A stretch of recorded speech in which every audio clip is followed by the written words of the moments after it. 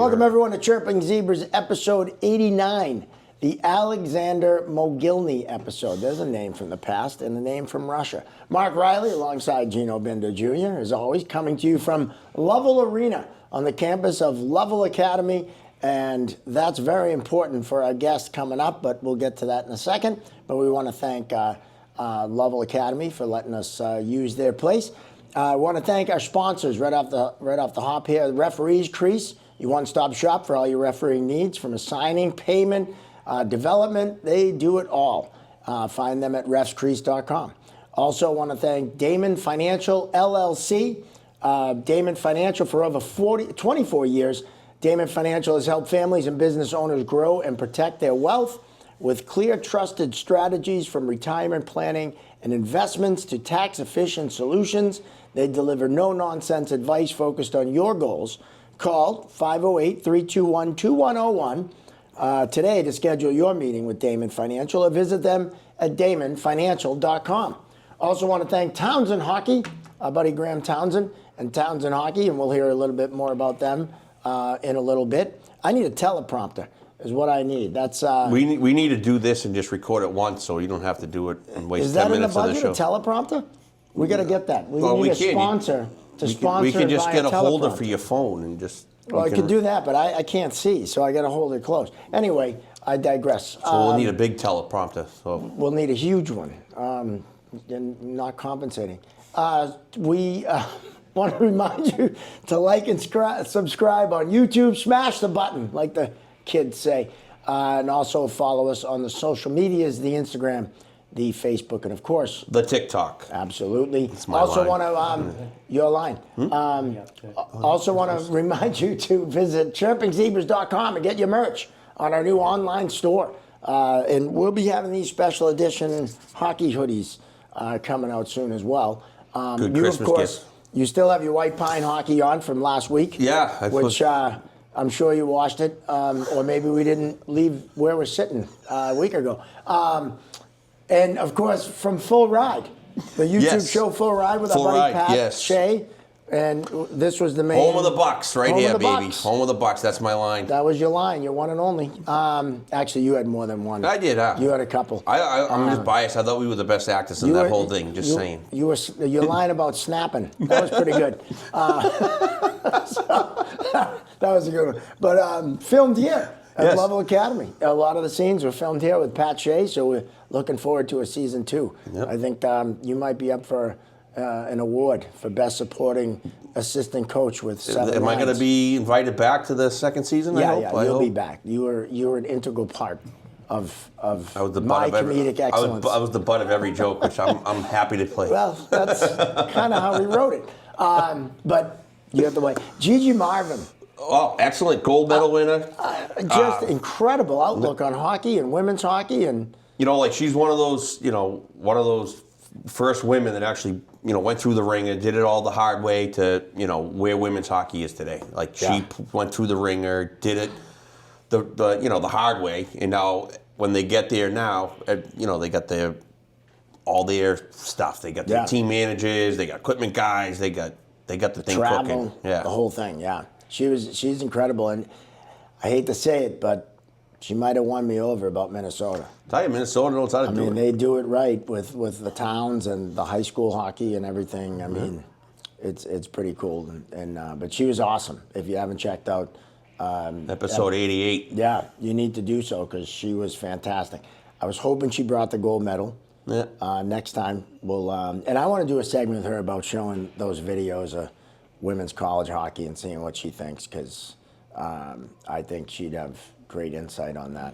And you can check her out on Nesson. She'll be doing some Bruins games and also doing some PWHL games. So check that episode out. She was awesome. Yep.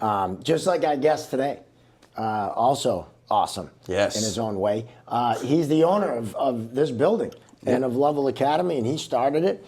And he's a good friend of ours, and we're so happy to have him on the Chirping Zebras. Tim Lovell. Tim, welcome to the Zebras. Thanks for having me. This is be great. First of all, this facility, top notch. Yes. I mean, the way you design these rinks and stuff, I don't know if you had anything to do with it, but it's brilliant. I mean, I was in some of the design stages of it. Lauren Monahan, my partner, basically designed the colors and stuff like that, and basically what where things went, like as in the bowling and the golf. And but no, I mean, we had a vision of basically what we wanted to do, of having the restaurant overlook the 3 sheets and stuff like that. So the school being a part of the rink and having their own locker rooms and stuff like that. So it was kind of a joint venture of everyone kind of giving their input. I mean, this area needs a rink like this, right? Like, like you got all these other rinks that have been around forever. Yeah. I don't even think they put money into them in years and years and years, and it's all run down. You come in here, this place is spotless. It's awesome. It's so well run. It's just Nice referee's Yes. room. Yeah. great referee's We're room. going to do a Yeah. review before we leave. Warm. Yeah. It's warm. Yeah. It's spacious. It's got a bathroom, shower. Yeah. That's all we asked for. No, I think the biggest thing is obviously keeping the place clean. That was like one of our number one things of having a hockey rink. You know, maintaining the rink. Obviously, a lot of rinks get, like you said, get beat up, stuff like that. You got to stay on it. So, Rob Himberg, who actually works for us, has done an amazing job. My wife works with him day to day on all the scheduling and everything else. Yeah. He's done a great job keeping up with the rink and stuff like that. So, kudos to him. Right on. Now, I mean, the facilities, the dorms, I mean, the whole ball of wax, it's all top notch. The vision that you had for this, like, walk us through that, because, you know, academies are the new thing, and we'll get into that in a minute, but this particular place, the vision, how it all, you know, came together, it's pretty impressive. Yeah, so Lauren approached me about wanting to build a rink, stuff like that. I'd say now it's about 5-6 years ago. Okay. I said, yeah, obviously. I was at least in a bunch of rinks. We have 6 programs, so we were in 5 different sheets at that point. And then basically we got together about building the rink and talked about what we wanted built in the rink, obviously. Not just having it as a hockey rink, but more kind of like not an adult playland, but somewhat of an adult playland where you can golf, you can bowl, you can hit the gym, pro shops, whatever. So we kind of added some different amenities to the sheets, stuff like that, so where people would stay. It's more of a tournament venue. Yeah. So, you know, I think having a full-service restaurant's a big deal, stuff like that. So keeping people here, they have a game at 8 o'clock in the morning. Right. The next game's scheduled at, let's call it 12. So they don't really leave. They grab food, stuff like that, and they play the game again, right? So that was kind of our vision of keeping people in the facility, and then basically, you know, getting the 2 games, and then they're heading out back to their hotel, stuff like that. So now the restaurant, the golf, the bowling, it's cool because you don't have to have a kid playing hockey. No. You don't even have to be coming to go to the rink. No. You can come here, eat, do some entertaining things, maybe watch a little hockey. Yeah. The food's excellent, by the way. Yeah, the food's great. Food's awesome. Yeah, a guy named Paul Toronto runs our food industry up top there, so Paul's done a great job. But no, we've had people that come off the streets, like, you know, in Weymouth and Hingham and Rockland, that come here just to eat, and they might watch hockey, they might not, but just a good place to eat. I watched the Bruins game here last week. Yeah. And we actually get a lot of that, so which is good. Yeah. I'll tell you, Frankie Chirps loved the ice. When we filmed Full Ride, Frankie Chirps, our official mascot of Chirping Zebras, he was here, and he wanted to get on the ice, and I was like, your paws are going to freeze. He's only a little thing. He had his sweatshirt. He was zipping around. He had his Zebras sweatshirt on, and man, he teared all over. What? That little dog? Yeah. He teared all over the place, chasing pucks, peed on the net, barked at the goalies. It was hilarious. Hopefully Himber cleaned it up. And, well, you know, I just, skated some ice on it, but... no, I joke, but it's just a cool facility. Yeah. Now the school. Yep. Talk a little bit about that, because you have U14 to U18 here. Yeah. So the school is, the girls program goes U14, U16, U19. We have 5 teams of girls, and then we have a U16, U18 boys. The school's a prep school, so basically it's brick and mortar. It's teachers every day. They start a class, I think it's 8:30, they finish at 12:30. They skate in the morning from 6 and 7 in the morning. They go on the ice for skills. They go to school 8:30 to 12:30. They come back at 1 o'clock to, like, I think it's 4:35 with another practice session and an athletic block of off-ice training or yoga, right? So they hit 3 athletic blocks a day. The school's kind of like, you know, I'd say it's what's called the new world a little bit of Do I agree with it all the time? I mean, I don't know if one sport. Back in the day, you'll hear all the guys are kind of like our age being like, oh, you should do 3 sports, like that. Well, at the end of the day, I think it's getting more specified where people are kind of getting into the one sport of what they like. Yep. If you're dragging your kid to the rink, man, then you should probably do 2 or 3 sports. Right. If you're not dragging someone to the rink and they want to go to the rink and they want to do, I don't know, ball hockey or skills or practice, then I don't think it's a bad thing for them. Basically, that's what they want to do. Yeah. So, Well, and you start at an age where they say you should be kind of specializing. yeah, and that's kind of like when you get into high school, it's kind of like, hey, listen, like, I played 2 sports in high school. I wanted to. I loved my break from hockey into baseball, and I thought it was great. But if I could have played hockey the whole time, I probably would have played hockey the whole time. Yeah. So we just didn't have that option back in the day. It just changed from season to season, right? So I didn't say it's right. I didn't say it's wrong. I think it's something different. Like, I think the world changes every day. Like the iPhone changed the world, right? So like hockey today, baseball, lacrosse, guys are being more specified in the one sport. I mean, Billy Jaffe brought it up on the podcast, right? The model, but and he also brought up the split season midgets, right? And how he hates it, and they're just playing games and they're creating bad habits, and they're just out there just playing to play a game, right? And there's no, and then they go to the high school and then they got to get readjusted for that and blah blah blah, and they're not really ready for the season yet, just because they're playing, they're creating all bad habits playing for the split season midgets. With this model here, you're full season, you're structured, and the prime years at 14 to 18 years old is when you're really going to figure it out and make that really next step to college hockey, right? Yeah. And I mean, I think that, like, not to cut you off, I think no, that, absolutely. The Might and Squirt hero, right? The kid that zips around the ice at Might and Squirt, it's always nice to see, and the parents cheer and the grandparents, this is awesome, right? When does it really matter? 14, 18, right? So at the end of the day, like, you have kids that come out of the woodworks basically at 14 years old, 13, 14, and 15. They start to come out and they start to develop. Their size becomes totally different. Their confidence, their dedication to the sport. Like, so it just, for us, it was basically having that high school kid basically, we believe at that point they kind of have to make a decision on kind of what they want to do. Yep. They don't have to. You always have those unicorns of, they can basically like, do 3 sports. They're so athletic and they're so gifted. Like, so I think that you'll always have those kids that continue doing that. But for the most part, in today's world, it's kind of like getting more specified, doing that work, and kind of like perfecting your craft, right? So. Well, it actually makes perfect sense, because even kids that go to prep schools or the private schools, they are on those half-season teams, and they don't have that consistency of coaching or the level of coaching, right? Yeah. So, this model, they go to school in the same place where they play for a whole season, and they're more and more are coming up now, right? I mean, it's kind of like I don't want to say the new thing, but it's kind of like the new model that people are coming out with, and I think, to have everything in one place, I think that's good for the kids. So everybody's on one campus. Yep. So like no one leaves the campus, right? So the dormitory is at the beginning of the property, right? So you come in left, the dormitory is there, and that's got obviously the academic team downstairs, and upstairs is obviously the living. For the 2 top levels are all dorm rooms, right? So the biggest difference I think from us to everybody else that runs academies today is like everything is on campus. So the kids, they on the rollerblades they go up the driveway, right? They take the scooters, stuff like that, up and down the driveway to the dormitory or down to the rink, whatever. So I think that's the biggest difference for us. Usually most academies are being, kind of vanned in or bussed in. Right. They come to practice, stuff like that, which is okay too.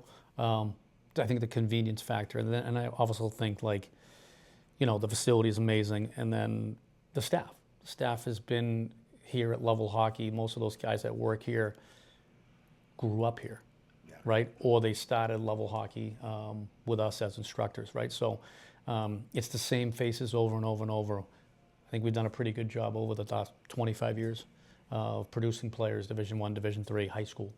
So for us, it's a common face where people actually, I think they feel like they know what they're going to get by coming here. So yeah, and just so if you're not familiar, Lovell Hockey didn't start with this academy a few years ago. No. You guys have been around for a while. Yeah, so like 98, actually in the beginning stages, my father ran it for like, I don't know, since 1972 he ran summer camps. He ran them out of Franklin, Mass for, I think Gino knows, with his dad for like, I don't know, 15, 20 years. And it was just kind of like a side business. He would lease the rink out in Franklin and be there for like 8 weeks running, leagues at night. And then some like, day camps, stuff like that. So he was changing his business. So he's like, do you want to take over the business, which really wasn't that much of a business, kind of like a summer business. So I said, yeah. So it started off with myself and Trevor Ronick. Started doing the camps for like a summer or two. And then Trevor just didn't really want to do it anymore, wanted to move into something different. So I took it and I took the business, and basically the next year Franklin rink basically said we're redoing our roof, so you have no business. So I was like, okay. So I basically moved it around while I was still playing at that point. So in the summertime, I moved it around, so like that. I went to different rinks, and one of the rinks I started was Pilgrim Arena in Hingham. Yep. And then it kind of morphed into what it morphed into today. And today it's basically up to 120 youth hockey teams. It's a facility. It's an academy. And there's, I don't think we have 25 full-time employees that work for Lovell Hockey. Obviously that expands out, obviously in the summertime when everyone comes back and wants to work. But yeah, it's just different than what it was. In the beginning it was just, like I said, like lessons, one-on-ones, 2 people with 8 kids, stuff like that. And then it's morphed into summer camps, clinics, off-ice training, teams. Yeah, yeah, an academy. Yeah. One thing I know, Gino, you've always said is that your family, your organization has always been good to the referees, which we appreciate. Maybe not Gino personally. Said that? Yes. He did. I did, yes. He did. Yeah. I mean, personally, I've had problems with all your coaches. Yeah. But no, I'm kidding. I've never had Actually, problems. to be honest with Gino's dad, my father was good friends with Gino's dad back in the day of like when I was like, I don't know, 15, 16, 17, 18, they were pretty tight on how junior hockey started really in New England, right? Yeah. With the junior Bruins of Joe Lyons, who owned it back in the day. Yes, Joe Lyons, yep. And I played with his grandson, Kevin. Yeah. And Big Gino was really in charge of all the referees at that point and kind of getting junior hockey going with that group. So him and my father had a bond since then. I don't know why, but they've been pretty tight. So his dad has a bond with a lot of people. He's the best. But that's how it kind of started. Really, Yeah, you're right. Think about it, right? With Tim Kelly and stuff like that. That's right. Yeah, Mr. Kelly. Yeah. So I used to love, like, when you played for Mr. Kelly. I used to be in the penalty box and watching like Tibbetts and Walshy and all those fucking guys go nuts, ape shit. And everybody yelling and screaming at my father, you're freaking horrible, fucking this, that, the other thing. I'm this little kid in the penalty box with my helmet, I'm just opening and closing the door. Everybody so like I'm in the penalty box and who gets the penalty, calls the penalties? This is my father. That fucking ref sucks, this sucking guy. I'm like, that's my dad.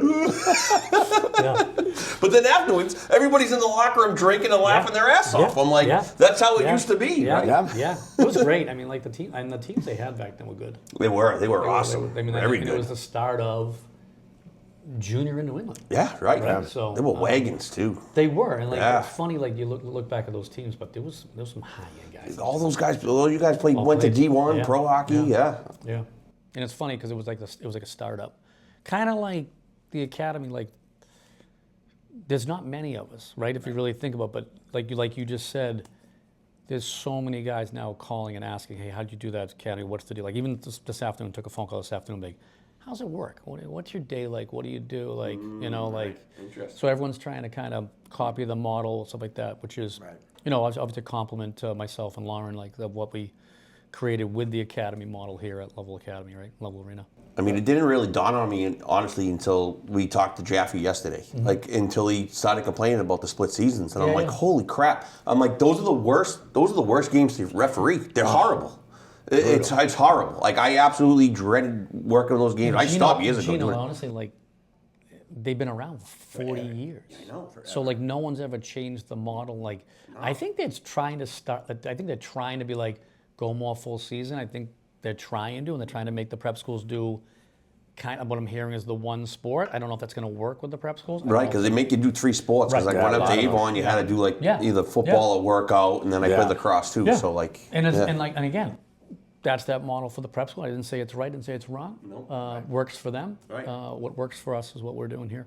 I think a lot of the prep schools now too, more so than the high school teams, because the MIA has so. I mean, here in Massachusetts, it's kind of really restrictive. Yeah. But like I know I did a tournament for your dad over in Dexter, and it was basically, Cushing's team. It was basically St. George's. It was Right. Dexter. Yeah, They like were all PC High, we together. used to put a team together, Yes. right? Yeah, Yes. yeah. And the coaches weren't the coaches of those teams, but they were the coaches of the teams. Right, Like, right. You know what I mean? yeah. And they were in the building, and I think that creates that consistency. Mm-hmm. But that's hard to do when you have the limitations you have with various state regulations and whatnot, and Right. and you have coaches aren't even supposed to have any contact Right. with the kids in the Yeah. off season, which is just stupid. Yeah. Like I think the tough part, because we have split season teams here too at Lovell, right? So like the tough part is the prep school kids they could be all over the state, right? So getting them to come for a practice extremely difficult, Right. Because they have limitations of what they can do at that school, right? So so getting here number one for practice is a lot. So in the fall they usually just play the games, Right. Right? So they'll show up at like, let's call it Marlboro or Lovell Arena, be like, I got a game on Saturday, Sunday. They come in usually Saturday afternoon because they have usually stuff on Saturday morning. Yeah, So you have you- class, yeah. Right? So they come in Saturday night, they play maybe one Saturday night, maybe 2 Sunday, and then they go back to school. The difference I think here is you skate so much more. You skate an hour in the morning, you come back for an hour and a half in the afternoon, you have an hour workout every day.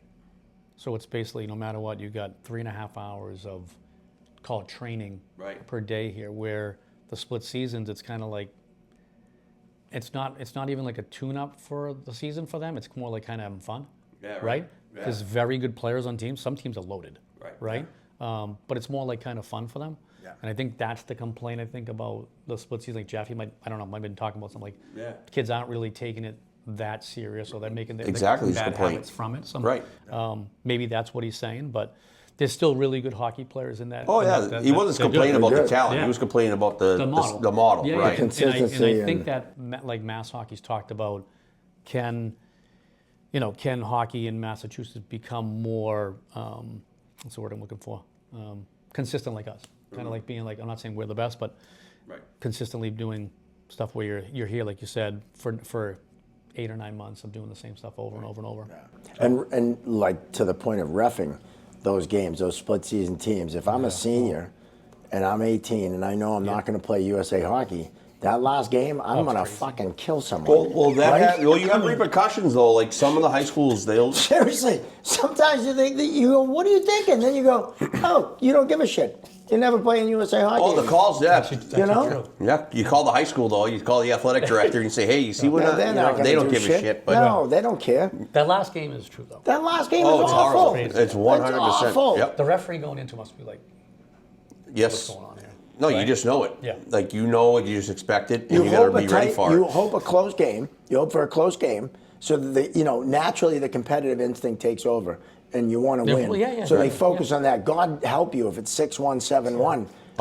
It's like just put on your But riot the ref gear. must know, going to the game, though. You Oh would yeah, hope. gonna like, be- like the first couple times you do it, you get caught, and you're like, oh shit, that was tough, right? But now, like, you stop penalizing way before you know it's even gonna come. You're already wanting everybody. You'd be like, hey, what the fuck are you doing this? And then you take the one kid, hey, You throw them out. see you later. You Yeah. got 10, and then hopefully They that. seem like they don't even care.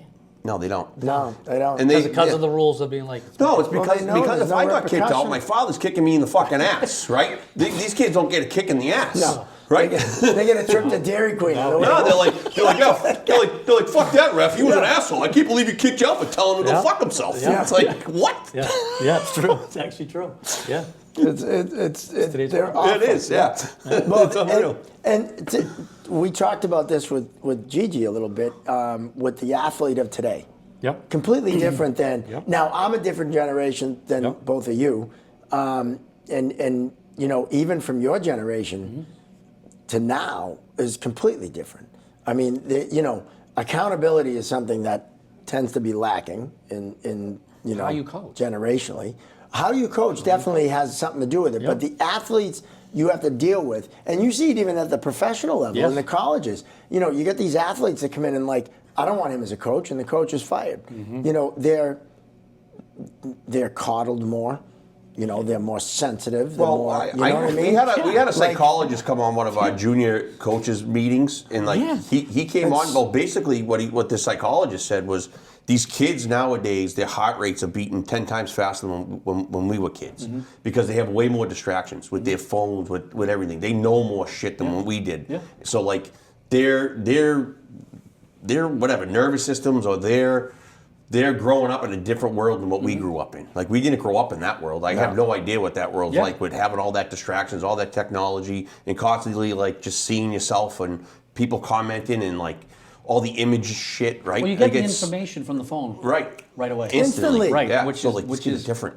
great. I had to and ride also to a problem. I had to ride to a library with dimes in my pocket to make copies of the fucking encyclopedias. Right. Seriously, that's what I had to do. Yeah. So, and then you'd copy all the shit in the encyclopedia. But that's what, now, I had to work to see a Playboy magazine, all right? You don't have to work anymore.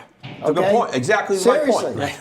Yeah, and that built character. That built character. Yes. You know what I mean? And when you got caught with it, you now you delete a browser. It's more like, how'd you get that? That's impressive, right? Yeah. I think coaching is dramatically different. Yeah. Like I have a good friend of mine, like Greg Cronin.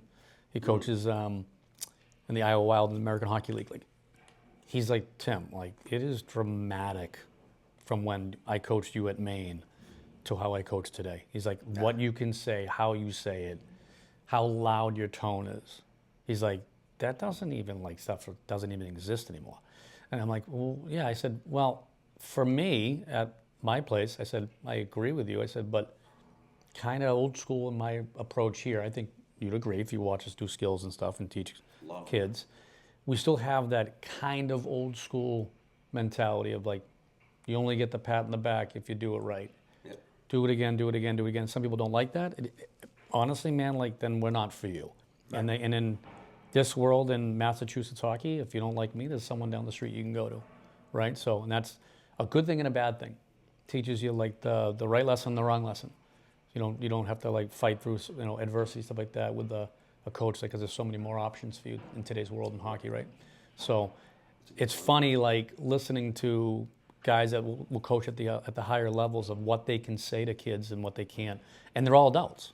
Yeah. Those guys are 18 through 35, 40 years old, and they've just, like you said, coddled. Yeah, I just think it's a different world, how you have to train people today and what you can say to them versus like back in the day. It's crazy. I sit here and watch your skills like once a week. It's the discipline these guys have. Like, every kid's on one knee listening, right? And if you're not, they're getting pulled off to the side, getting talked to. And then if someone's struggling doing the drill, you have enough coaches out there. One takes them, and they get it until he gets it right. And it's so awesome, just the attention to detail you guys put in. Yeah, I think that the biggest piece is obviously it's a classroom, right? Yeah. Like anything. Right. What happens in the class if a kid like takes a spitball off the teacher's neck, right? Yeah. He's out, going down the principal. It's the same thing on the ice, right? So if someone's disrupting the class, it's unfortunate, but you're like, listen, grab that kid, pull him off the side, talk to him, or put him on the bench, whatever, for a little bit. So like, people see what's going on, so they're like, oh my God, like, I don't want to get in trouble. My mom and dad's watching from up top. They just spent money to come here, right? So I don't want to be in trouble on the ride home. My daughter learned a hard lesson, but it wasn't her goofing around in the goalie skills. But the kid that she was with was goofing around, wasn't listening. All he wanted to do was just, boom, couple hard shots, high at your head. That'll get you teaching. Yeah. And she was like, right? And like, and he got scolded because she wasn't, messing around. But she saw, oh, this is serious. I'm here to work for an hour. And that's what I tell her. I go, you're here for 50 minutes. I go, this is the only thing you have to concentrate on right now and just have fun with it. But you're also paying for it. Right. So if she goes home like you'd be pissed watching her down the goofing around. Yeah. I wouldn't be coming back. Like you said, I would be like, okay, well, you're not doing, you tell them, you're showing me you don't want to do this, so let's go do. And I believe it's a lot of money to come to hockey practice skills, anything, right? So at the end of the day, like, if you're wasting the money, then the parent's not coming back. So we believe in, like I said, a little old school stuff of like, hard work, discipline.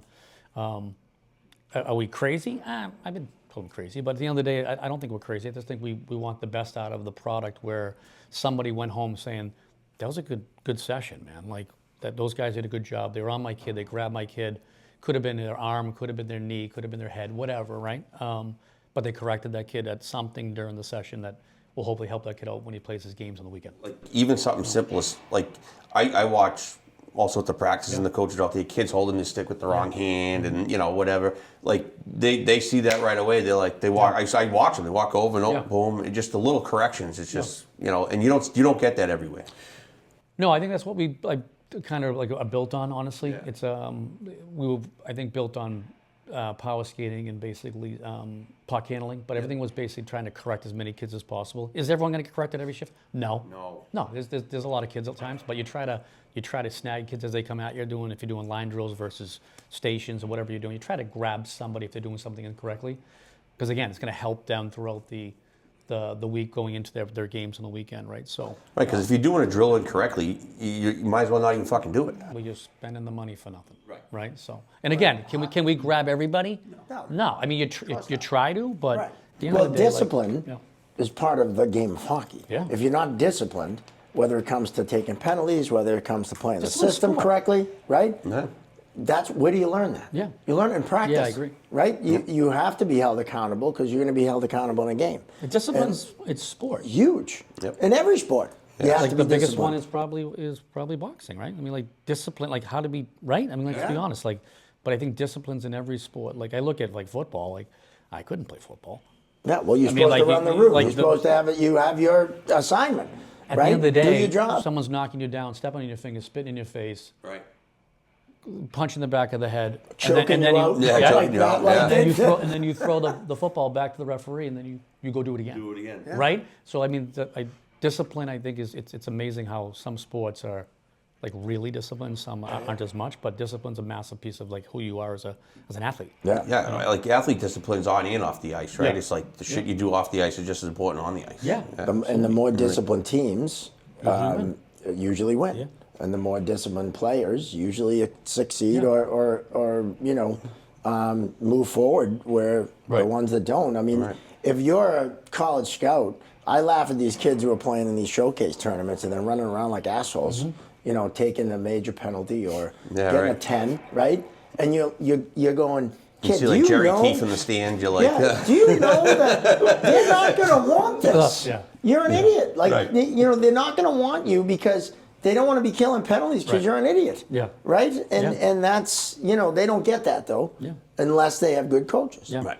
And, I always think good coaches usually, this is just my experience, are bred from when those players, I had some great coaches and I had some really bad coaches. And, you learn, what didn't I like? Right. What didn't I want? How did I not want to be treated? And Graham Townsend's a great example of that. Yeah. He's a great coach, and his experience in college was terrible. And I think that, he played for Odessa. Yeah. He played for Odessa. Yeah. And on the team that won it. Yeah. Right? Yeah. Why don't we pay that bill right now? Oh, there you go. It's a great lead-in, and we can do our read for Townsend Hockey because they're one of our sponsors. At Townsend Hockey, they don't just build great hockey players, they build great people. With discipline, there's that word. Respect, leadership, on the ice and off. They train character, they grow confidence, and they inspire a lifelong love of the game. Because at Townsend Hockey, it's not just about the scoreboard, it's about who you become. They build teammates, leaders, young people with heart, grit, integrity, because they know that the lessons learned on the ice, discipline, respect, resilience, are the same ones that shape strong character for life. At Townsend Hockey, they don't just develop great hockey players, they develop great people. Townsend Hockey, join them and become more than just a player, become your best self. Townsend Hockey, practice until you get it right. Practice until you can't get it wrong. Find all the information you need at townsendhockey.com. And we want to thank Graham Townsend and Townsend Hockey for being a sponsor of our show. And there you go. Yep. Discipline, right? I mean, that's what it's you all reading about. that is kind of discipline. Yeah, pretty good. Yeah. You know what? Every time I'm reading, I think, I'm Graham. That's why I need a teleprompter. That's why I said, so I can look and read. Of course, it's pretty good. I have trouble reading, but I did okay. You nailed that's, it. That's a couple episodes in a row. I didn't stumble. No, you didn't. Which is good. I think I would have not got through that. Yeah. We got to do it 3 times, 3 takes Yeah. for me. So Yeah. let him do it. the state of hockey right now. How do you like? We talked about it with multiple guests. Yep. As a sport, grown exponentially, and you have more girls teams Yes. than boys teams. Girls hockey exploded. I mean, yeah. I mean, I have an unbelievable director. I have Katrin Lonergan. She's awesome. She's incredible. Bridget McCarthy. They played at Boston College. Katrin then went to Clarkson for the last 2 years. But they're incredible at what they do. Like they're recruiting, their eye for talent, and then honestly, like girls is a little bit different than boys. Yeah. How they make it fun at the same time, competitive, right? Yep. So she's just built teams, and she's done an amazing job with Bridget. They're like a tandem. They just done a great job. How do you recruit? How do I recruit? Like, Well, how do you recruit as an academy? those girls you that know, come to you? Yeah, like, and I know you have kids from all over the place. Yeah, so Europe, yeah, Alaska, yeah, so like all over the place. Like Russians, Czechs, Yeah. Swedes, Finns, right? So that's basically like, I mean, a lot of it's coming from like now like the advising world. A lot of agents and advisors will call us up trying to get their girls in. I just think that with the groups that Bridget and Katrin have built, we've had some luck with some high-end girls, right? So my daughter's team, I think there's going to be 20 for 20 Division I girls on the one team. Wow. So it's kind of crazy, right? So crazy. there's not many teams like that, right? So so they built some special teams here, and the people in the past have done a good job coming here and creating the names, stuff like that. So I think most people came here. Bridget and Katrin used to skate for me as a kid, so recruited them to come in because they were great players. Number one, they wanted to make a change. They wanted to be in hockey, so got them involved, stuff like that. And then I think people came here for really the reputation of like learning how to skate better, learn how to handle a puck more. Yep. And then I think through the boys of back in the day of like with your dad of the full season hockey stuff, with like Boston Advantage especially. Yep. We produced a lot of Division I kids back in the day, especially the early 2000s, right? So I think that wall name, out front, yeah. I think that name back in the day of producing, I don't know, we used to probably get a year, probably 7 or 8 Division I kids a year. We're now still at 4 or 5 for boys. That's really good. It's great. That's unbelievable. incredible. Yeah, So- that's really good. And that's through 15, 16, and 18. That's not just one team, right? So like but for boys, we probably average that a year. And then for girls, the girls is crazy. Now your daughter's going to Minnesota. Yes. Gigi Marvin. Played in Minnesota. Last episode, played in Minnesota. She had some great things to say about the U, Yep. I believe is what she called it. Yeah. So you must be excited about that, but Yeah. are you a little, she's going out to Minnesota. Yeah, like honestly, but She's not staying, I didn't, my wife and I obviously want to see our daughter play every day, right? So, kind of wanted to see her stay at home. Right. Obviously, they don't like us. My kids don't like us because 2 are going to ASU and 1's going to Minnesota, right? So, must be something wrong with us parenting, right? So, but There's another way to look at that, Timmy. know. Yeah. You And did my a other good daughter job. left. My other daughter left too. She doesn't even play sports. She took off as well too. She went to ASU as well. So we get 4 for 4 that are away from us. So obviously something wrong with us. But no, I would have loved to see her play around here, honestly. But again, University of Minnesota, Wisconsin, those top That schools, league Ohio is State, phenomenal, right? Like, Great school, too. They can turn it down, right? So, Yeah. Great school. And the schools out here, BC, BU, Northeastern, all the schools around here, Harvard's, and they're great too. I just traditionally right now, today, I think those guys have they're probably a with little the bit better at Wisconsin, the moment. And Ohio. Yeah. A little bit Yeah. at the moment. So, would and say so. hopefully BC and Northeastern and Yeah. those guys get it going. They have. I mean, I know BU Northeastern coach is was awesome, pretty good, man. right? Yeah, used to Northeastern's be, really A couple good. of years ago, they were great. A couple of years, right? So But with the portal now, too.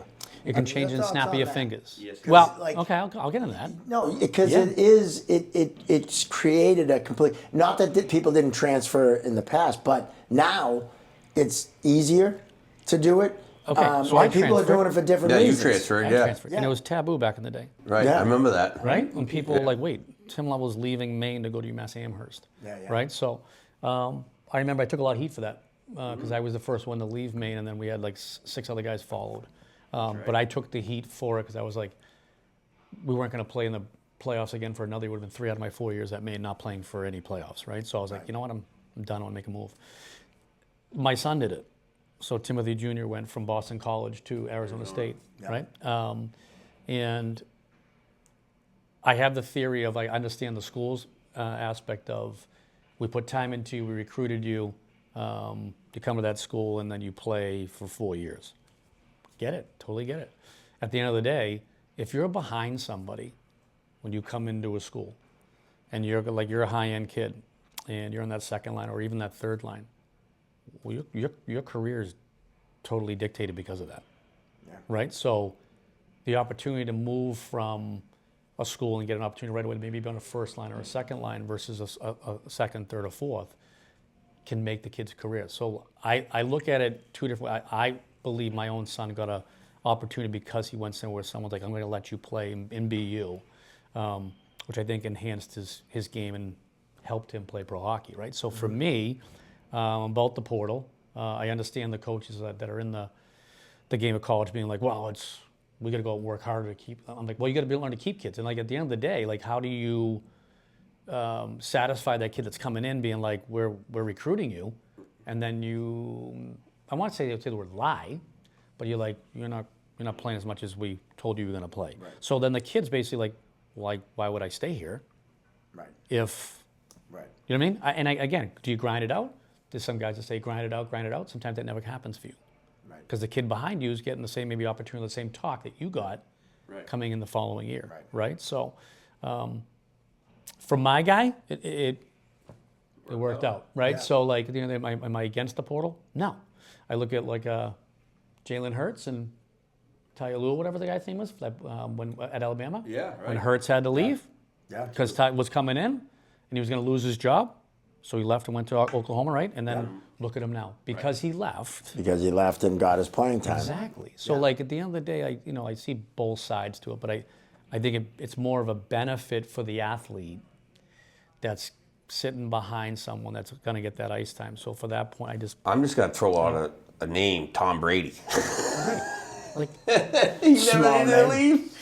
And for him, he got his opportunity. He did, yes. He played, though. He played. He beat people, though, too. Like, so that's what I'm saying. Like, do you stick it out, and do you get your opportunity? And the answer is, like, you have to be so good every day. Yeah, right. No, it's really tough. And like, Brady had to be good every day. Right. In order to get his opportunity, like, he had to, like, and then the coach, being like, you know what, Brady's actually doing a pretty good job. Right. Let's get Brady, let's move him from fourth quarterback to third. And then, dude, you still got two guys in front of you. Yeah. Right. Yeah. There's only one quarterback, right? So, like, kind of like goal. Nothing against your daughter. But that's why she skates out, too. So I think that that's why I said, like, do you grind it out? And it's... Well, Graham Townsend's a good example. Yeah. Because he talked about the tournament. Michigan said, we want you. They wanted him originally, and he could have walked right on. And he stuck it out at RPI. Right. Even though he had, an experience that wasn't the best experience for him. But these coaches, I don't know, like, they can be butthurt about it, but now they're not even, like, they're just not even recruiting. They don't even care about their freshmen anymore. They're more recruiting they're recruiting through the portal now. Like, they're more scouting that way, and that's how they're building a lot of the teams. Yeah. And, like, the rich are getting richer, right? Like, the Atlantic Hockey, they're losing all their top goal scorers. Yes. They're all going to the North Dakotas, the BUs, and the Maines. Yeah. And then, but they're also getting a lot of the guys that didn't work out at, Maine or wherever, right? And I think because they're behind somebody. And they're working. So they've recruited those kids beforehand. They didn't get them. Right. And they're like, hey, listen, you went to Maine. You're on the third line. You can come here and be your first liner. Right? And the like the kid Trudeau from Sacred Heart. Like, perfect example. Right? He's a stud in Atlanta. I think it's happened a lot. I just think that it's, I think the schools have done a pretty good job of like keeping tabs of the kids of like, are they playing a lot? Are they not? Stuff like that. And again, it's tough for like guys to be butthurt about losing a player, but the schools are also maybe over recruiting in the beginning, knowing they're doing the same thing too. So they're kind of covering their own ass a little bit. So now this gives the athletes actually something to actually now I'm not stuck here. right? I got an Yeah, I'm not avenue. going to talk about my son right now, but like my son at Arizona State, like Greg Powers has been great. He's, my kid's going to go to Arizona State, but I look at their recruiting class all the time. It gets bigger and bigger and bigger. So I'm like, they're covering their own ass. Yep. Because maybe a kid or 2 leaves or 3 leaves. I don't know. My point is like, so there's a little bit of over recruiting now because of the portal, right? So I think their colleges are learning that whole thing. But it's benefited. Like Greg's done an amazing job. Like big in time. the portal, crazy. He's killed it. Yeah, he got the goalie from Bentley. That kid's phenomenal. Oh, it's crazy. He's got tons of guys. He's gotten like Kerwin from Penn State. He's gotten like guys that have come in like Shemek from Providence. Like, the kid's Lucius from Wisconsin. Like he's actually crushed it. Yeah. He's a good guy. Too. Yeah. I like dealing with him when I was refereeing. He was funny. Yeah. He'd call you over, give you some shit, and then move on. Give you whatever. One thing it's allowed too is like it gives more power to the athlete. Yep. But like in any sport, and I think of football really, a program can be in the shit, and in 1 year, going and getting the right quarterback and a couple of skill players. Next thing you know, they could be in the college playoffs the next year. It really creates that you don't have to build. Doesn't take as long to build. Yeah. Now, if you get the right people, Right. the quarterback from BC left, Right. and he went down to Florida State, I think, right? Yeah. And so you can, I'm not saying it's bad. And No. I'm not saying it's good. Yeah. And there's also the money factor involved Yeah. too. Well, A school that can say, "Hey, we'll pay you $1 million if you come here and play." Am I going to stay at a school that's giving me, Right. $100,000? No, I'm going to Right. fucking go Yeah. make my money. And I think that's the new world of when we grew up. It was like you're loyal to the person that brought you in, and you just kind of shut your mouth and like you do what the coach says. Like I'm a coach still. We all make mistakes. Like we make mistakes recruiting, make mistakes on the every shift of the game, everything. You make mistakes. Like the Then you blame the ref. Yeah, but I think that is in today's world, like that Jalen Hurts thing. Like that guy's life dramatically changed. Yeah. And it would have probably not changed. Yeah. He would have been behind. Yep. And then where does he go in the draft and stuff like that? Right. I don't even know, right? I mean, so like, I don't think, like I said, Tom Brady's incredible. His story. One in a million. One in a one in a million. million. It's like, Yeah. and again, that's. But at the end of the day, he's won. They did it. Yeah. And at the end, there's guys that do it too as well. But my point is like, if these kids in today's age, they need to be seen. Yeah. And if you're not seen in today's world, like you have to play. If you're not playing, guys aren't making assessments, or they're not giving you contracts. Yeah. And the money aspect Yeah. in college sports, and obviously in certain sports more so than others because they, I guess, make more. Yeah. Right? Yeah. I think that's crazy. I just think it's crazy. I don't know. You're getting an education that some kid who's brilliant in science is paying $75,000 for it, and on top of that, they're paying you $1 million. Like, All right, I'll go one further. So we got sanctions back in the day at University of Maine, 3 years out of 4. We had T-shirts. One was called, those like said Road Warrior on it from University of Maine. When the sanctions came out at the end of the year, we had to return all our stuff. So our grades that we wore underneath our. Oh, you're kidding me. So the kids, what they get now today, it's unreal. It's amazing. Oh, it's incredible amazing. what It's they amazing. get. It's amazing. Right. I didn't even get a T-shirt at University of Maine. We had to give it all back because of the sanctions. So like when I look at like my son, what he gets, I'm like, it's unbelievable. Like, but it's dramatically changed. Like back in the day, you couldn't even have a job exceeding a certain amount in the summertime if you were a full scholarship athlete, right? and that's no clue at all. Right. NCAA, Yeah. right? I mean, And now you they can do it make backwards. Gavin McKenna $750 at Penn State, right? So like, it's just that world. It's just changed. Like everything's changed. And again, change is good and change is bad, right? So it depends on how you look at it, right? No, it's, and I know this. If football's making $30 million a year for a school, and the science department isn't, I get it. You know what I mean? It's just. Well, let's take it like the Michigan quarterback doesn't he make $16 million a year? Yeah.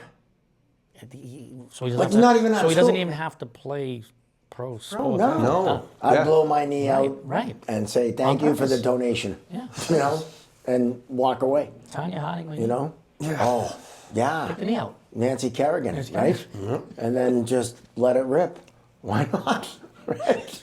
Tanya Harding. There's a name 16. I didn't think would come up with No. you on the podcast. Tanya Harding. I love it. What a throwback. She was great. She was. Yeah, she was. She My wanted, knee. listen, she wanted to win. Right? And if you're not cheating, you're not trying.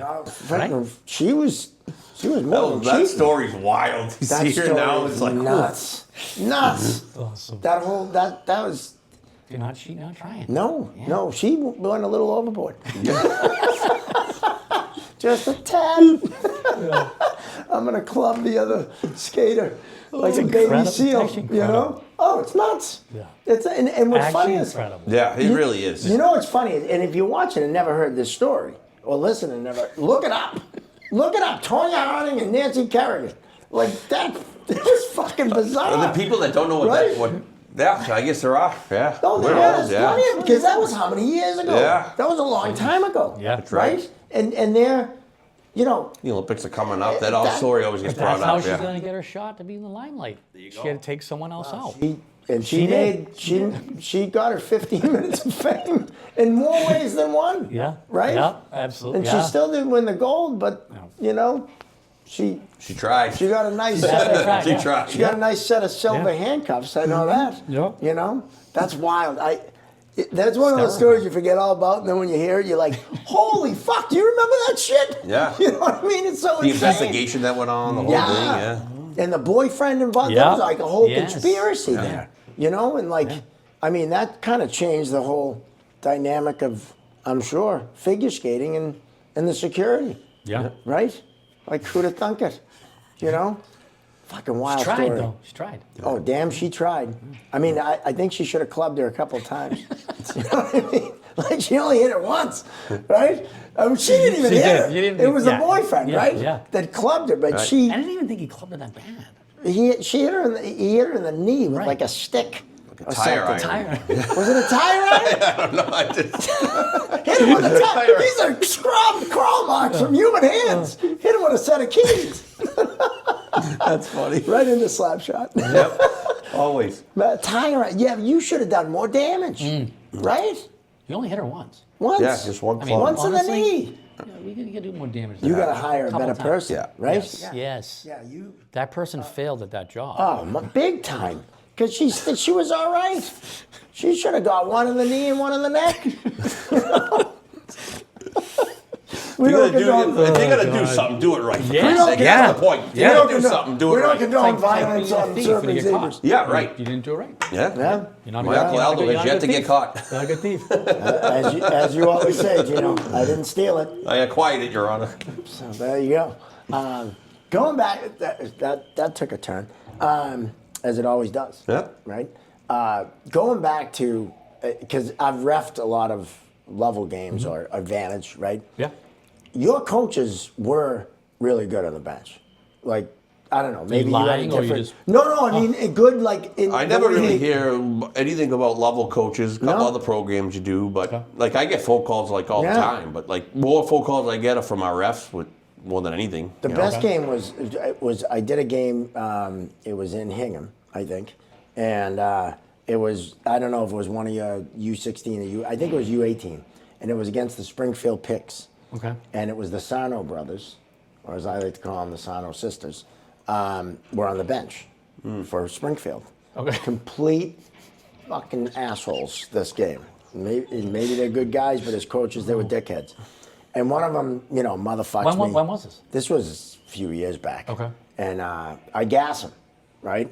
And luckily you guys, I wish you weren't winning, because when I ended the game, you would have won. Okay. But you guys were winning. And then the other coach starts on me. And I went over and he starts, fuck this. And I go, listen, you better think about what your next statement is, because if I throw you out, this game's over. 7 minutes left, And of course he goes, fuck you. And I was like, game over.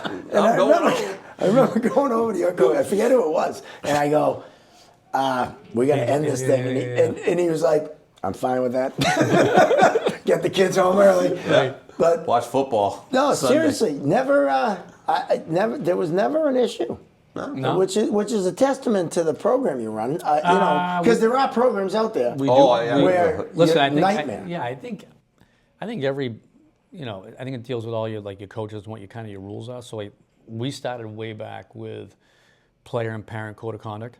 So if we have anybody that's acting up, it's first thing is they come in for a meeting, the parent, not the kid, and then the second one they're gone. So for us, it's been, and sometimes honestly we lose some good players. Just because that parent sometimes could be tied to the best player on the team, whatever, right?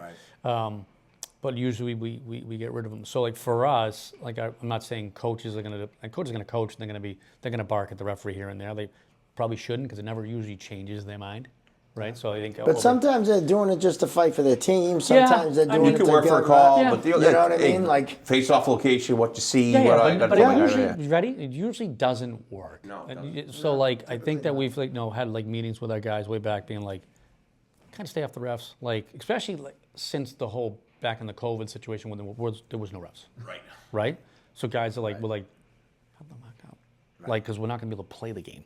Right. So however they call the game, they call the game. Right. So I just don't think we really have a lot of guys that really bark at the ref, besides heels. But you got but he was good. I guess someone had an interaction with him last week, but he was good. Yeah. But you speak of here, you don't have parent coaches either, right? You don't have a lot. You have some. But you have a lot more than other programs that have non-parent coaches. At our basically, we'll call it flagship programs at the upper levels where it starts to get real serious. Right. It's usually not parent coaches. Right. So youth hockey, it's parent coaches. At the end of the day, it's mostly for us. It's parent coaches, and we applaud them for actually coaching teams like that, because it's a lot.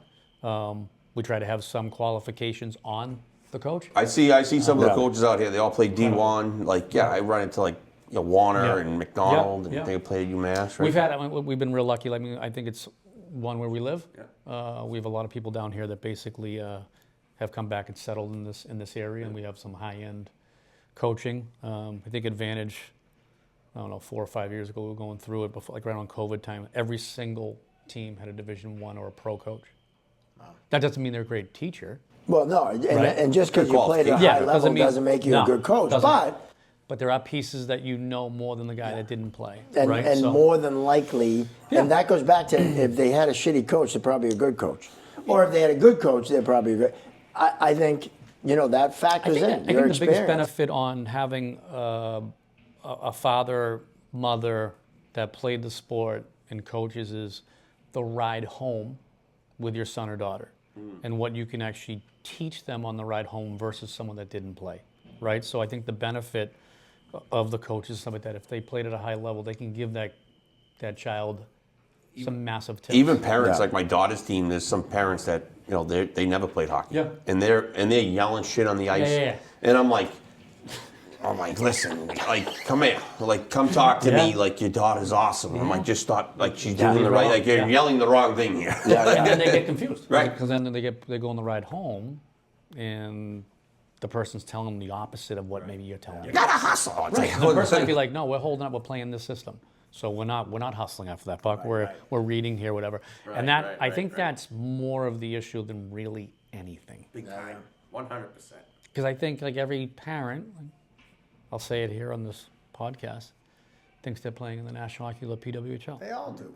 So the problem is they get so crazed by the TV and then what comes with TV that at the end of the day they think that that's going to be for their son or daughter, and they think they actually start to turn into professional coaches in the car, and then eventually you have that versus the coach, and sometimes it just doesn't work at the end. Yeah, I think my daughter's going to be a professional referee. But am I right by this? No, 100% right. I think that it's so you got to get her a Canadian passport. Yeah.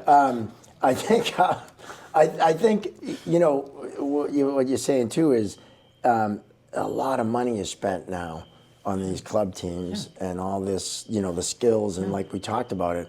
And parents, when you pay a lot of money, there's an entitlement there. Oh, yeah. And there's I have a right to say whatever I want or do whatever I want or whatever, and that's That's a piece It's funny of you it say too. that, and not to cut you off. No. It's funny you say that. You're the guest. Cut us off. Because here's the deal. Like, I was the first midget person to do full season hockey. Yeah. If you remember this, and it was back in 2000. I want to say it's 7. Okay. With Boston Advantage started with the midgets. Started with U18 midgets. Little people. Yeah. So, and I think it was actually no. 7 was started before that. 7 was when the youth hockey started. But anyways. I don't know. Started off at like $7,500, I think it was. I think now it's like $12,500 to play in a full season team. Yeah. I really never had any real complaints, to be dead honest with you, right? About, hey, the price is this and I deserve this, X, Y, Z. Right. Laura and I own the school together, and it's a lot more than $12,500. Right. And it's a lot of people saying what they think should go on because they're paying for that product, which is a lot more money. Now there's school, there's food, there's living, there's hockey, there's training, whatever. But from what your point is, like, I think there's more people giving their opinion because they're paying more money, right? And I heard this way back when I was basically doing full season hockey. Everyone's like, oh yeah, you go to a prep school, you go to private school, people are in the AD's office and the coach's office, and then I'm like, really? We don't have that in full season. But I have entered the world here, and there's a lot of that now. What you do with it is what you do with it, right? But at the end of the day, like, there is definitely more entitlement. People think that they have a right to bitch and moan because they're paying more money for something.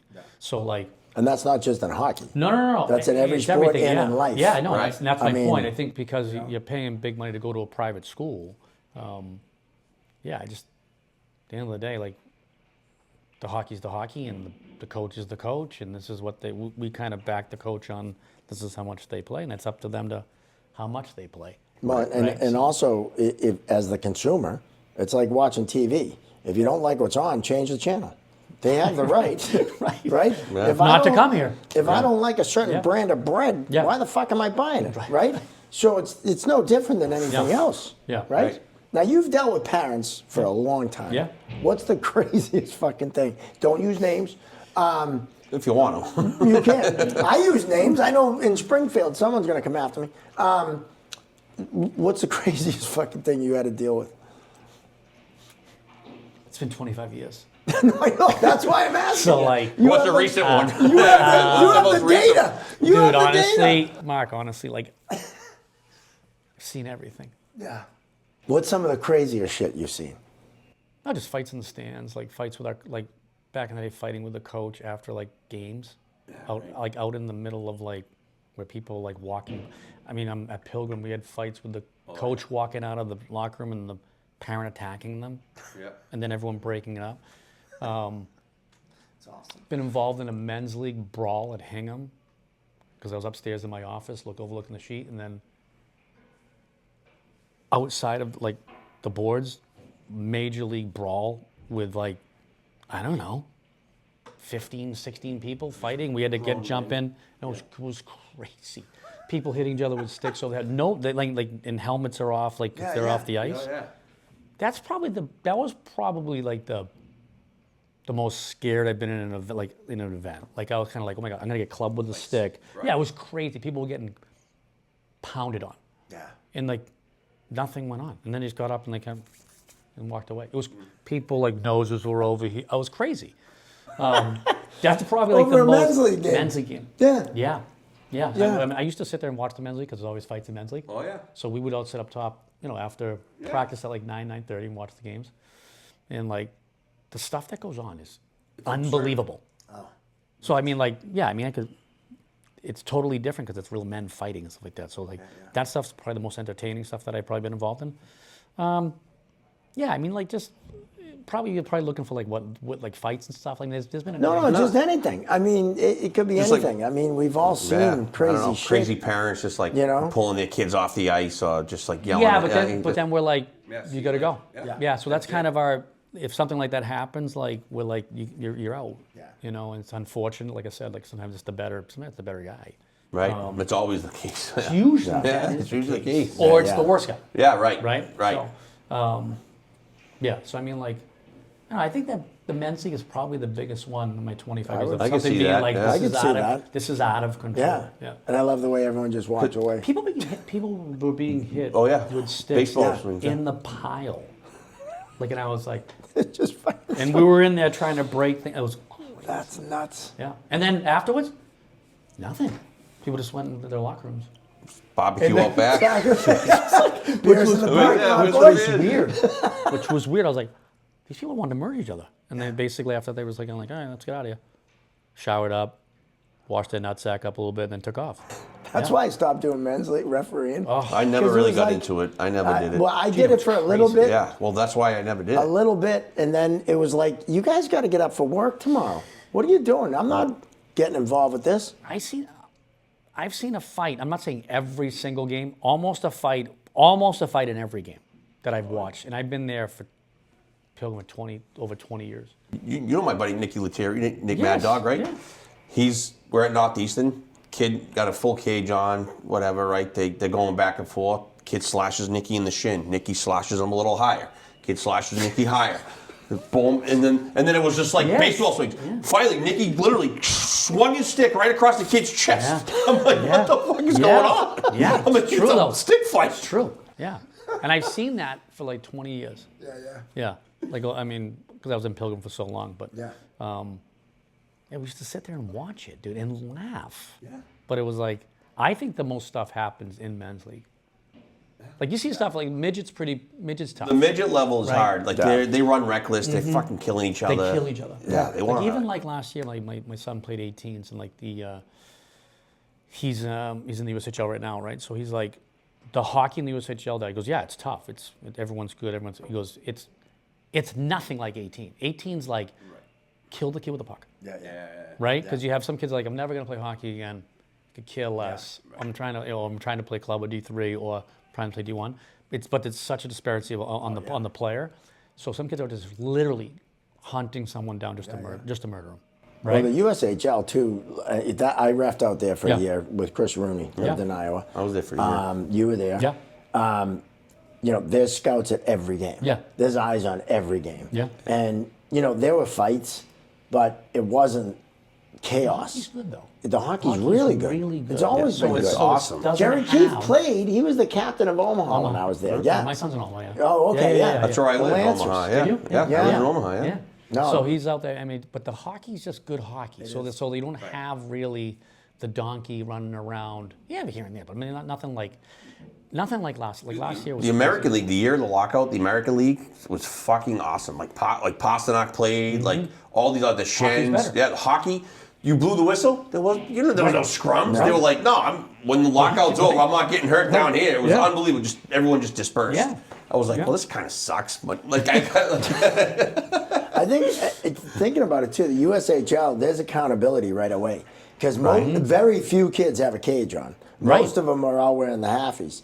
So unlike a midget game where I punch you in the face, you're going to punch me. We both have chain link fences. Who was the on. kid Diamond Who that gives a played at shit? Maine? The little kid. Right? He played in Omaha. Diamond, yeah. Joe Diamond. Yep. So he would be poking kids after the whistles, and I'm like, dude, go ahead. I go drop him. Have at it, dude. Your fight. And like he would never drop. He was like, what do you mean? I go, those gloves are glued on, pal. Are they glued on? Let me see. Come on, can I take those off? Yeah. And he'd be like, oh. I go, well, you want to push and shove. I go, but you won't drop them. I go, get the fuck out of here.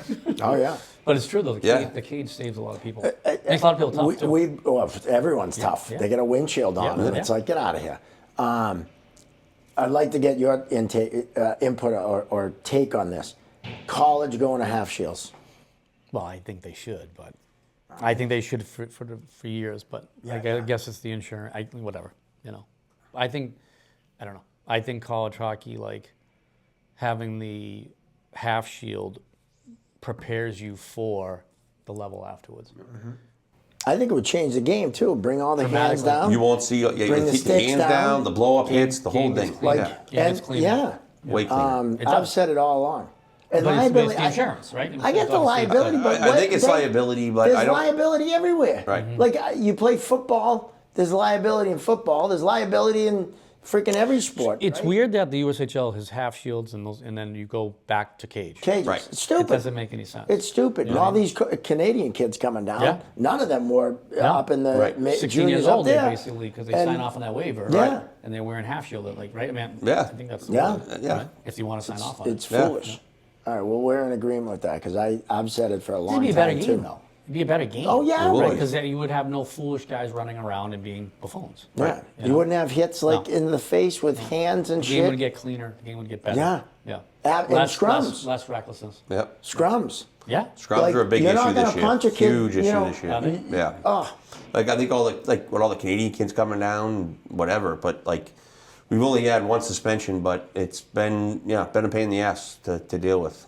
yeah. Everyone's tough with a cage. It's true. You know, so I like that you're on that page. Yeah. I figured you would be, but I just you think know. it makes the game better. Yeah. No, know? it does. All right, couple of fun ones.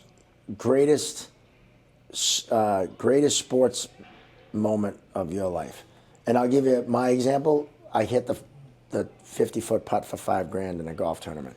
Greatest sports moment of was it my again? life. 50-foot putt for $5,000 at a golf tournament. Wow. Went nuts. Everyone's watching. Big fat guy picked me up, was fucking throwing me around. Unbelievable. So it doesn't have to be hockey. Mine Oh, it happened doesn't to be have to hockey. be No. Your greatest sports moment, could be anything. That was mine. That's why I gave you an example. Mine was that 50-foot And putt. I think my first college game was against the U.S. Olympic team. Oh, that's cool. Oh, wow. Yeah. Okay. So I think I was kind of fired up for that. I came down, walking down the hill from Maine, and the line of people at 4:30, 5 o'clock was crazy trying to get in. Went out for warm-ups. There was no music. Place was sold out for warm-up. It's incredible. That's cool. Right, so you're just What a skating build. around. Yeah. It was just a buzz in the. So I think that atmosphere. One, the atmosphere at Maine's incredible. Number one, right? But number two, there was 6 guys the year before that played for Maine that won the national championship on that Olympic team.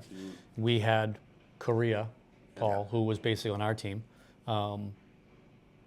The atmosphere was incredible. Yeah. And I played the national championship back in '95. The atmosphere at the Olympic game versus the national wasn't even close.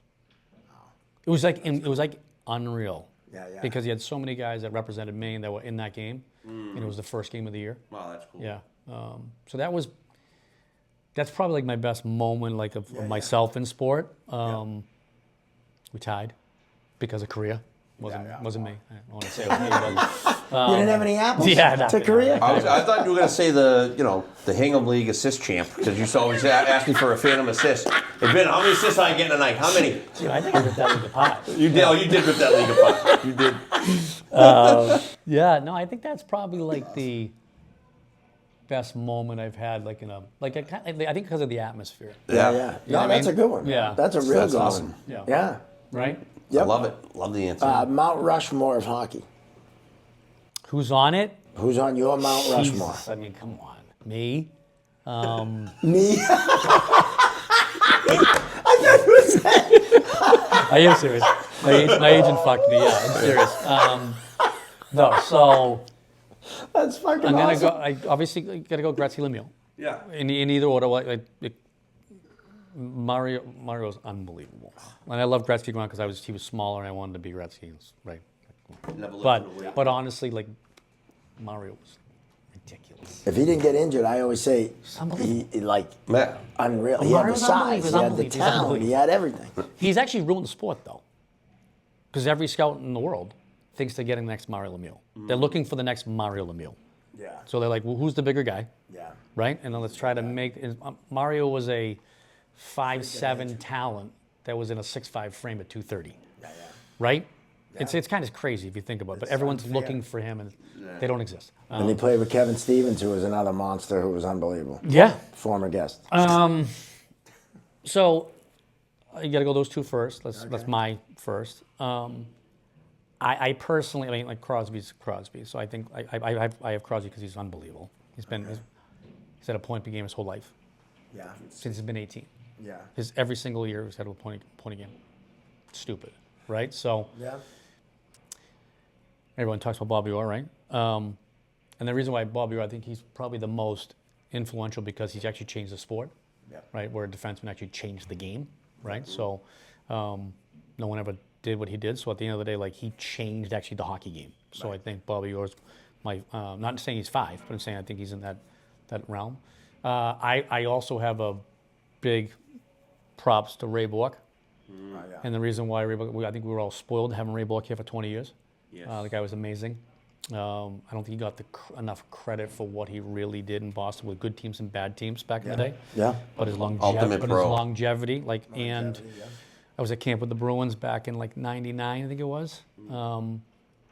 My favorite moment was watching, coming out of the locker room at practice in Wilmington, was watching Ray Bork sign every single autograph for people that sat there and waited. That's incredible. Yeah. So like to me, I was like, oh wow, this is amazing. Where other kids that came out they just walked right out of their car, right? He went to his car, he turned around and he came back and signed every single autograph, which is unreal, right? So like, I'm not saying like he's in the top 5. Yeah, I'm not saying he's in the top 5, but I'm saying like his longevity, the way he played, he could hit, he could fight, he could shoot, he could score, he could pass, like he did everything. Yeah, that was the best. And I think we were spoiled by not having the best teams when Ray was around. But so he's like my little. He should have won the cup with Boston and not 1000%. Colorado, but Ray Bork was incredible. He was. I think he's one of those players. Like I always look at it as, I know it's generation to generation, right? I always look at the best players could play in any decade, any generation, right? I think Orr was one. Yes. I think Bork was one. Yeah. I think, Gretzky, McDavid, back in the 70s, they would have got fucking killed, right? Now, McDavid probably be in the East Coast League. probably would have been back and be like, you know what? He's too fast. We don't want to. We don't want to. He's still too fast. But you know what I mean? I do. Like, it's those players that can play. Mario Lemieux, fucking, no matter what decade you put him in, he's going to be one of the best players in the league. And I think I always compare it to basketball. Everyone says LeBron. You put him back in the 80s, he fucking wouldn't even have played because he's such a pussy, right? And of course, I know if he was here, I'd still say it. Yeah. But no, you see how he played. Larry Bird He never said it, flopped, I didn't. right? Larry Bird. I said it. Incredible. Guys like Magic, Jordan, back those, you got the fuck beat out of you when you went to the basket. Yeah. LeBron gets bumped or, stubs his toe and he's fucking taking himself out of the game. Everything's changed. And football's our producer changed, Mike everything's here, changed. He's a basketball guy. Mike, how old are you? He's a basketball. Yeah. I'm only 32. Okay. 32. Yeah. Still So, believe in I was- leprechauns. That's from a joke I tell. No, you're a and I've said it to you before too. LeBron to me is nowhere near I wouldn't even put him in the top agree 5. with that? I don't. Yeah, You see, love there you LeBron? go. I don't love LeBron. Okay. I just recognize greatness when I see it, and I think he truly is, if not the best player, he's got to be in the top 5. I think the way LeBron's ability to pass, play defense, rebound, score, like he's playing it. But he's a pussy. Can you not agree with me there? He's massive. He's a behemoth of man. You see Yeah. him. So why is he being a pussy? Because it's the culture. It's not so much him. Yeah. You put him in. I honestly. You think he would have dabbed him? I do. I would dab with him. I yeah. think they would too. I was just about to bring it up. All right. So He's still not in when my you top 5. basically played, right? Yeah. Okay, so I played in the 90s, right? And when I played, everyone was like, oh my God, the hockey back then must have been so tough. I'm like, yeah, it was tough. It wasn't as tough 10 years prior. Like in the 80s, people were getting smashed. Oh yeah. No. The 90s was getting softer. 2000 was even softer. Yeah, yeah. Now today, it's like you touch somebody. Yeah. it's No, a- I it's see a what you're penalty. saying. So All I right, think he would have been okay. Just You know because what I of mean? the size. But I think that hockey's dramatically changed. Big time. Where the sport when we grew up was just totally different. You can't even compare the sports. Should be 2000 before 2000. Well, just the equipment alone and the training and the roids that that someone like LeBron takes. How many little guys played National Hockey League back in the day? Nobody No played. one. Nobody played. If There you was were no under one 6 under foot, you're 5'8". not There was playing. few. Like Ricky Middleton was one, former guest. And he was incredible. And he was incredible. Yeah. But he wasn't a big guy. No. You know, there were some that, you know, but you had to be that good. Yeah. You know what I mean? Like Theon Fleury. How fucking good was he, right? And he was like kind of like in basketball, Spud Webb, 5 foot Yeah. nothing. Right. But the guy was But you're naming incredible. them. You're naming them. Like like you're naming. Oh like, yeah, no, there's not. Yeah, Now- right, you're right. now- You can't, yeah, they're right? right. Yeah. Good point. Right. Yeah. So it's like now it's just, if they're the better play, they take you. Right. So it's just a different era. What do you think about that 7 foot kid that's playing in Russia? He's 7'1". The Penn State commit. Yeah, the Penn State commit. I've seen some video on him. Listen, I think hockey's going.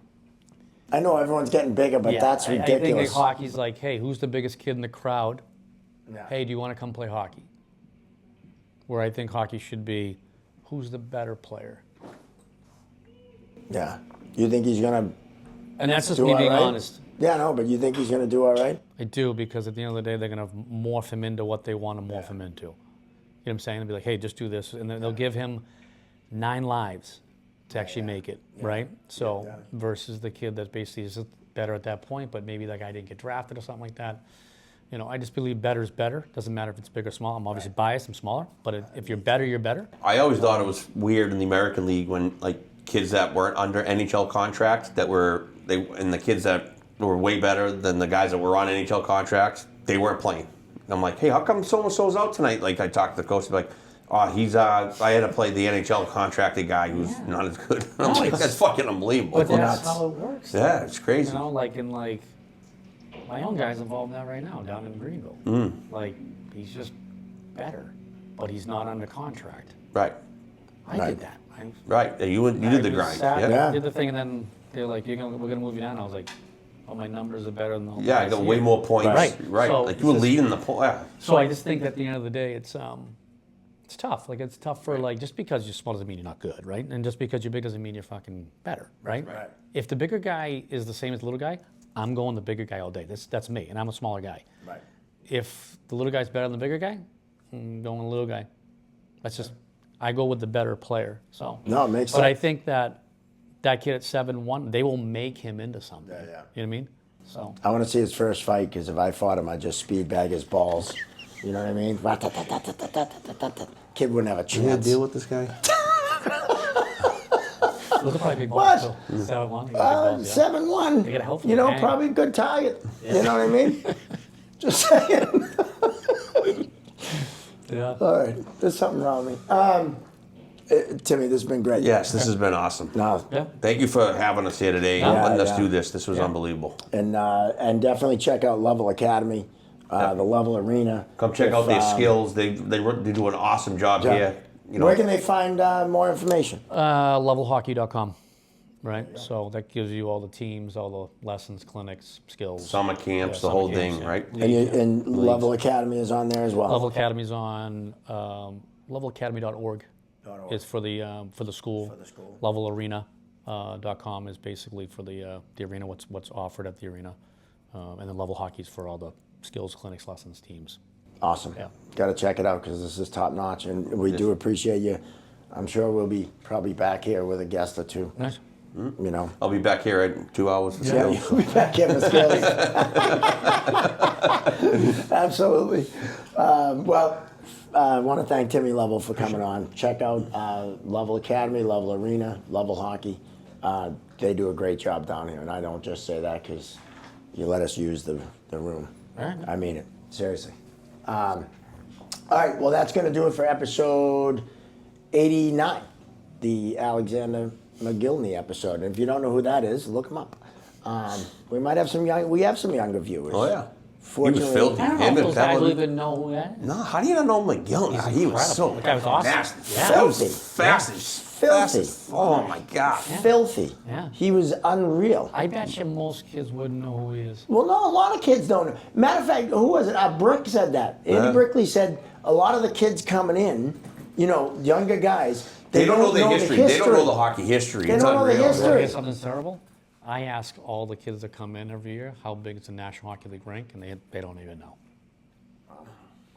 They don't know the size, the Yeah. dimensions of the rink. Well, So I'm crazy, kids man. don't look into that history. Yeah. And I But mean, that should be. thinking, But that should be standard. that should be a by 85. class you Right? So it's take, like, right? Yes. Yeah, you know Win what? If some- you're win looking some for a history. teacher to There's teach that class, I'll teach hockey history here at the academy. I won't even ask for much. No? No. How much? I don't know. We'll talk about it off camera. I'll teach hockey history. He's- I'll he's also the- he's- teach. I'll teach communication too, Okay. with referees and with. I did a talk for one of the programs and. I bust his Way to balls. go. I say he's a recess teacher. How's recess going? I used to love Hey, this. you know what? love Recess was my favorite Best, class, yeah. right? And why not, right? Do you have gym teachers here? No. That teach gym? No. Oh, That'd man. be me, though. I could do that too. We'll bring Right. some dodgeballs in. We'll Yes. fucking let it rip. Pen Stiller? Right? Let's get at All it. day. Yeah. All right. Well, again, every episode's like a ninth grade date. We don't know how to end it. That's going to do it for episode 89. I already started this, and I'll do it again. Want to thank our sponsors. We want to thank Referees Crease. We want to thank Damon Financial LLC. Also want to thank Townsend Hockey. Want to thank AOA Studios for coming here and doing such a great job and talking a little basketball. Never know what's going to happen here on the Chirping Zebras. I want to remind you to check out chirpingzebras.com. Check out our new online store. It's hoodie season, so you got to go and get your merch. And we got everything on there. So do that. Like and subscribe on YouTube. Smash that button. And also find us on the social medias, the Instagram, the Facebook, and of course, The TikTok. Gino, always spot on. Yeah. I love it. For Timmy Lovell, our guest, for Mike Scoffo, our producer, for Gino Vinder Jr., I'm Mark Riley saying so long. We'll see you next time right here on the Chirping Zebras.